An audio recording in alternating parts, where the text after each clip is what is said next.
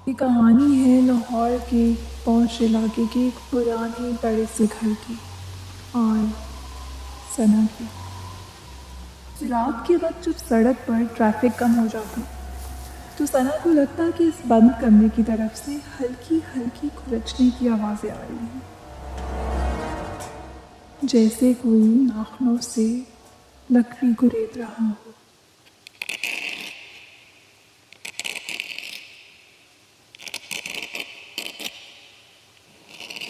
पहली दो रातें तो सना ने इसे चूहों की कारस्तानी समझकर नज़रअंदाज कर दिया, मगर तीसरी रात मामला कुछ और था।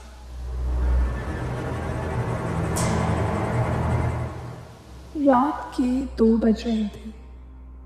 बाहर जोरों की बारिश हो रही थी और लाइट गई हुई थी। यूपीएस की मध्यम सी रोशनी में घर के साए लंबे और डरावने लग रहे थे।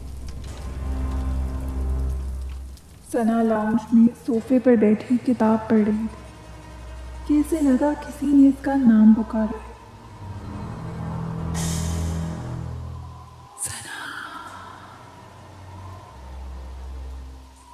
आवाज़ बहुत धीमी थी, बिल्कुल सरगोशी जैसी। सना चौंकी। घर में तो कोई नहीं था। उसने सोचा शायद हवा का शोर है। वो दोबारा किताब पढ़ने लगी। थोड़ी देर बाद फिर वही आवाज़ आई, लेकिन इस बार ये आवाज़ लाउंज के दरवाजे से नहीं, बल्कि इस कॉरिडोर से आई थी जो उस बंद कमरे की तरफ जाती थी। सना, दरवाज़ा खोलो।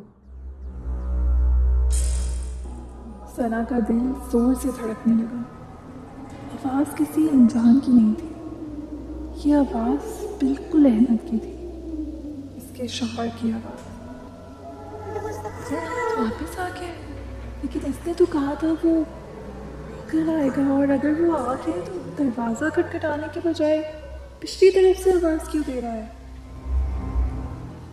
सना ने हिम्मत की, मोबाइल की टॉर्च जलाई और आहिस्ता आहिस्ता गैलरी की तरफ बढ़ी। हर कदम पर फर्श की लकड़ी के चिड़चिड़ाने की आवाज़ सुनाई दे रही थी।